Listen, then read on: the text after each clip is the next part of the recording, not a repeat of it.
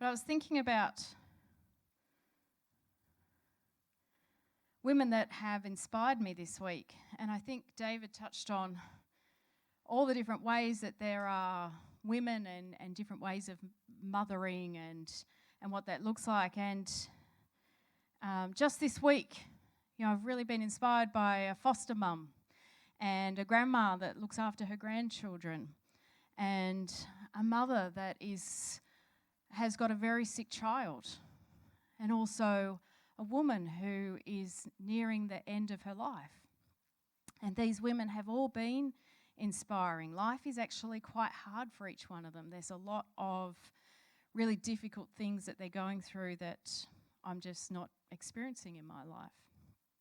But each one of them has a trust and an intimacy with Jesus that gives them a strength. And it gives them a strength beyond themselves. And doesn't mean what they're going through is bliss. But there's a different kind of understanding in the pain. And there's a light in the darkness, even if it is just a flicker of a twinkle of a light. But there's also a hope, and there's an acceptance of some of the mysteries of God as well. But I wanted to share with you this book that I got. Actually, I bought it for myself for Christmas. And it's called Full Image, and it's Women of the Bible. And it's actually done by an artist, and she has done an art piece for all the women of the Bible. And they're quite symbolic.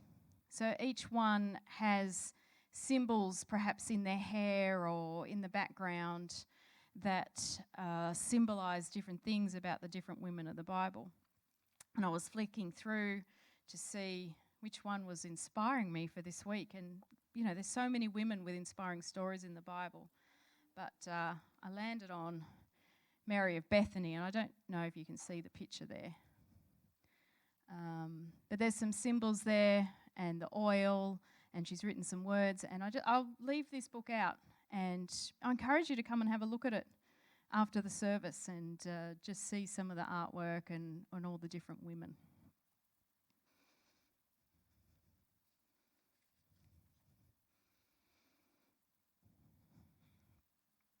But Mary of Bethany, she is a really inspiring lady. And I think the first story that comes to mind for me was the story with Martha, and Jesus comes to the home, and Martha is busy, and she is, getting ready and getting all the preparations, but Mary is there at the feet of Jesus. And that place is not a place for her. It is not a place for a woman to be sitting at the feet of a rabbi who is a teacher. It just wasn't done back then. And Jesus actually praised her for doing this. And I wonder, when I think of that story, what gave her the courage to do that? What gave her the courage to think that it's okay to break all the social norms of the day and go and sit at the feet of Jesus while he was teaching?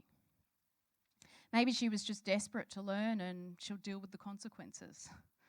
Or maybe she'd already tested the waters and she knew Jesus and had got an impression that he wasn't going to turn her away. It was worth giving it a try. It's interesting to think about what actually gives you courage to try things. I'd say that Mary didn't start out her friendship with Jesus just coming straight into that room and sitting at his feet. It says in John that Mary, Martha and Lazarus, their siblings, that they must have spent time with Jesus, because it says there that Jesus loved them. There was a deep friendship. They weren't one of the 12 disciples, but they must have been one of the wider group of disciples and had formed a bond. Perhaps they knew Jesus before his ministry started. Maybe, maybe not. Who knows?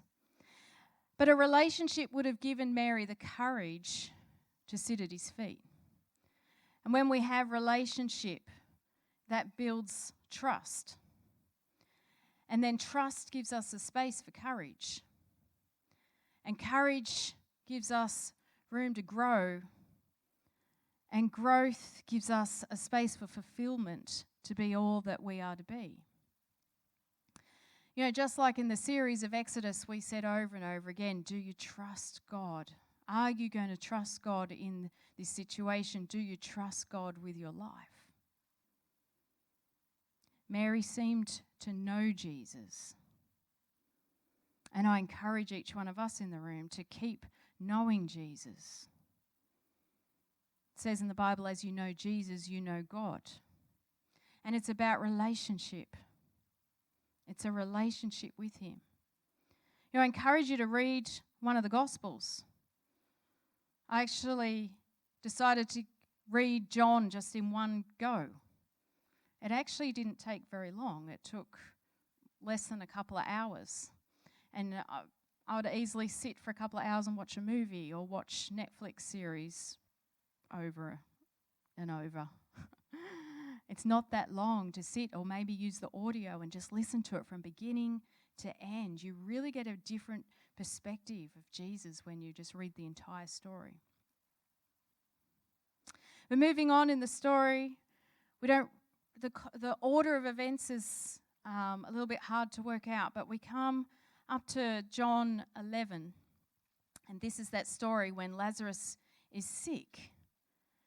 And they come to Jesus and they ask him to please come. Lazarus is sick. Now, he's the brother of Martha and Mary, as I mentioned.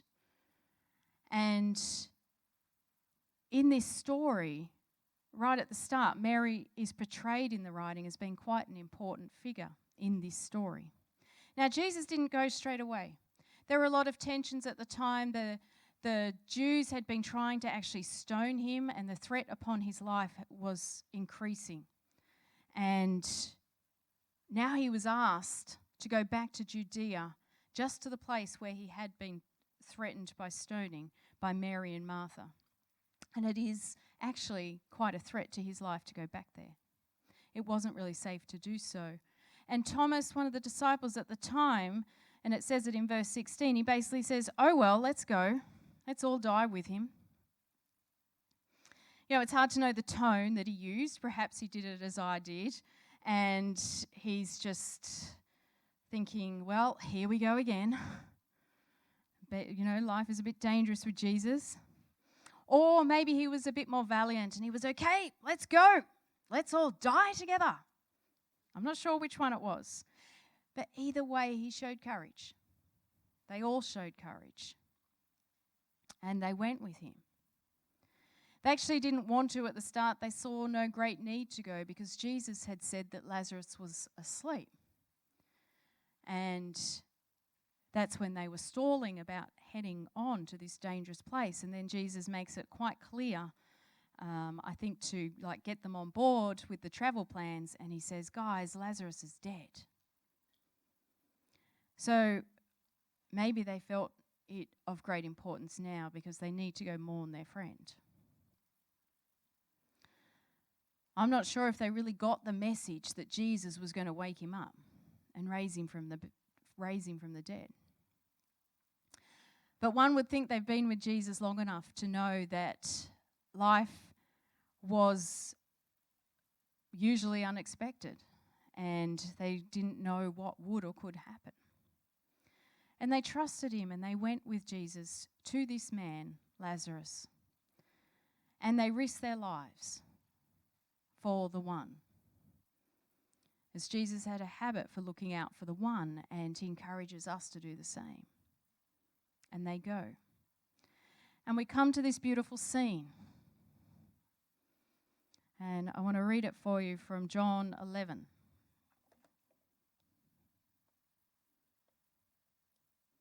Verse 32. And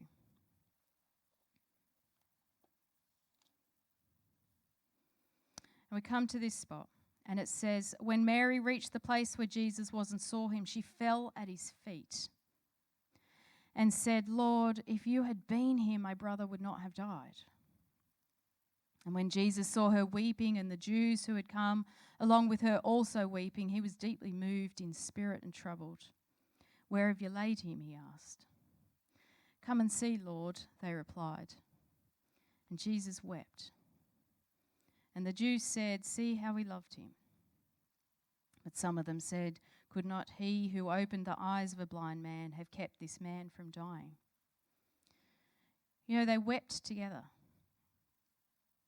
God in the flesh, here on earth as Jesus, wept with his friend Mary.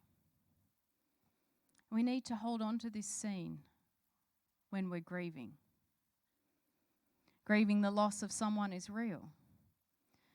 And there's many losses in our life that we grieve. And Jesus weeps with you. He weeps and he holds you. And he also leads you to hope. It's only a few verses before that he says to Martha, he says that he is the resurrection and the life. Whoever believes in him will live and never die. You know, our pain here on earth, the loss of loved ones, is not the end. Jesus is everlasting life. He's renewed life. He's restored life. And Jesus does, in fact, call Lazarus out of the tomb. He's been dead for 4 days.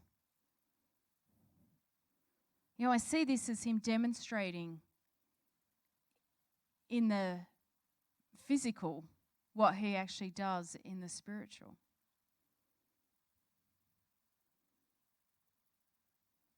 Giving life to those who believe in him. Death is not the final end with Jesus in your life. So after this, Jesus, he laid low and he didn't go out in public, for the threat on his life increased.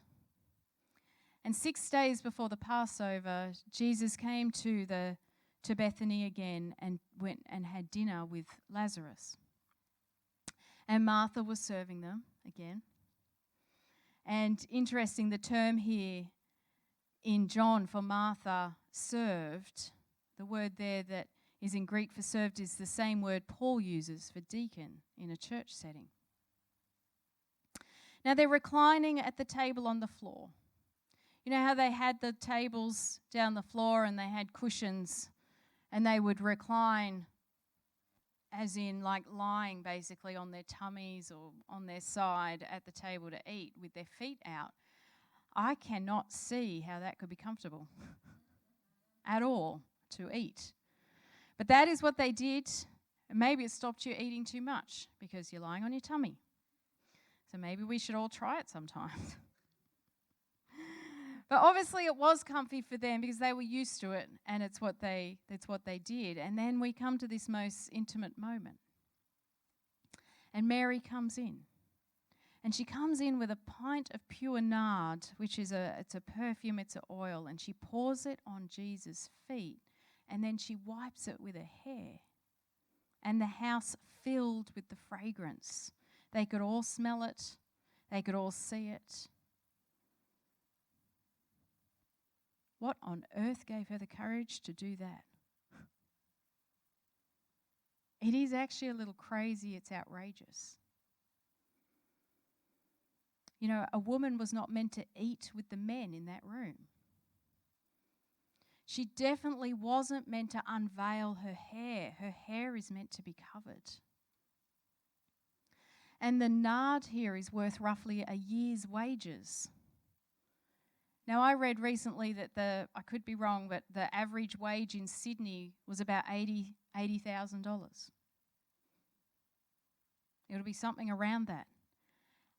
In today's time, roughly $80,000 worth of essential oils is poured on Jesus' feet. That's a lot. I don't know about you, but honestly, I think I would have thought, bad move, Mary. 1, don't push the system so much. You really shouldn't be in the room. Why on earth would you go in with your hair uncovered? Make it even worse. And and the expense of the oil. You know, a few drops, perhaps on Jesus' head or feet, would have still been significant. It would have still been meaningful. Yet she chose to take the position of a servant, a non-citizen, even lower social standing than a woman, and she broke open the whole bottle over his feet and wiped it with her hair. Now, she would have been overwhelmed with gratitude that her brother now lives. It appears she knows Jesus well, that she's been listening to Jesus and knowing that his death was imminent and comprehending what most of the others around Jesus didn't seem to comprehend. But what she did know was that Jesus was the most important thing before her right now. And she knew that the other time she was sitting at his feet too. And this is how she chooses to honour him. And Jesus said in the Mark account where this story is, that throughout the world, wherever the gospel is told, this story is going to be told about her. And here we are, telling the story today. I still don't think in modern Australia we can fully comprehend this story, but we will keep trying. I don't think they could really understand what she was doing either. Judas criticizes her in the John account, and in the other accounts it says that the others were indignant and they rebuked her harshly. "Leave her alone," Jesus replied. "It was intended that she should save this perfume for the day of my burial.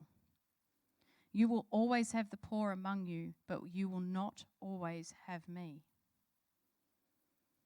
She had this oil for his death, but she couldn't wait to honour him in his death, as she had to do it now. And this verse is not an excuse is to help the poor. Jesus has demonstrated that, the importance of that throughout his entire short life. But it is that he is the most important thing. Her dedication to Jesus was foremost, and she had a most courageous, and one could say scandalous, way of showing it. And Jesus said, "Leave her alone." She was brave. And her braveness came about from her friendship with Jesus. I was at a women's leaders' breakfast on Wednesday with Micah Australia, and we were encouraged to be brave and to stand up and make a difference for the oppressed in our world rather than just complain about it. And I believe Mary was courageous because of her close relationship to Jesus. But she did some outlandish things. I think if I was advising her, I would have said, cover your head before you go in. Even with that first time when she was with Martha, I think I would have said, just sit at the door and listen. You can still learn from there. I'm thankful that she didn't have me in her ear, worrying about what other people might say about her or whether they would be thinking badly of her.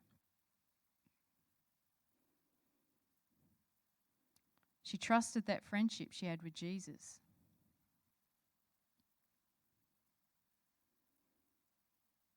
And I do think she actually really knew him.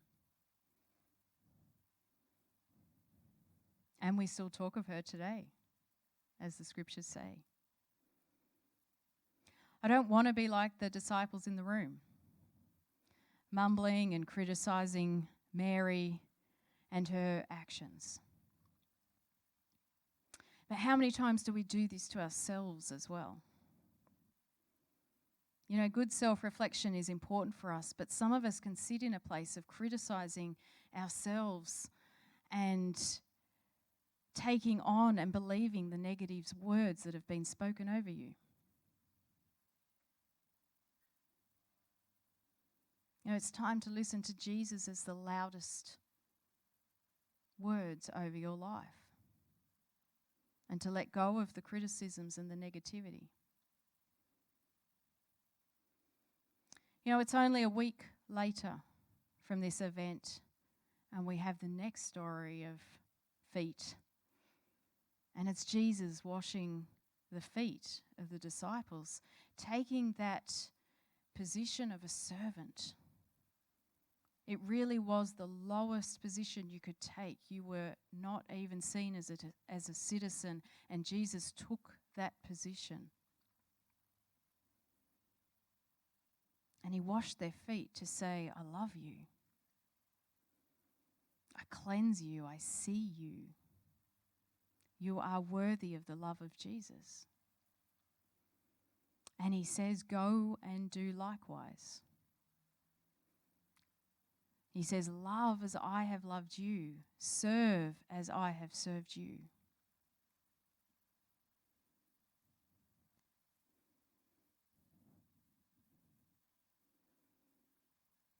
You know, most of us in this room know Jesus or have known him. And I encourage you to just build on that relationship. Build on that relationship, knowing him closer and closer.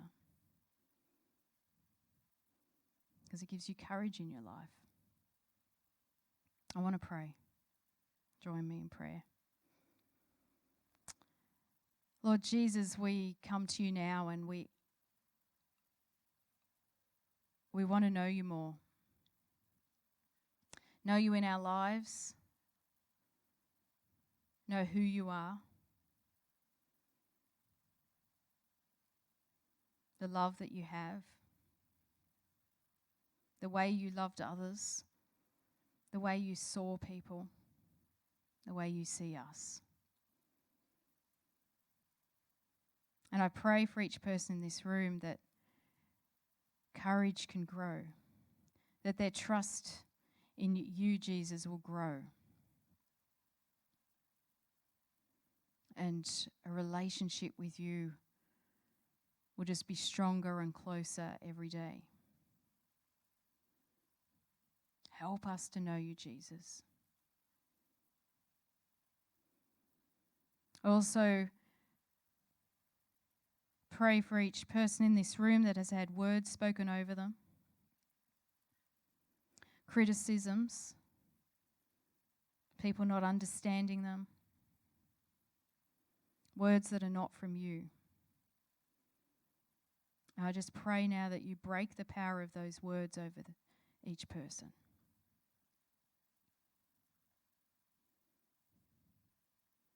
And may we all know who we are in you and the words that you say about us and to us.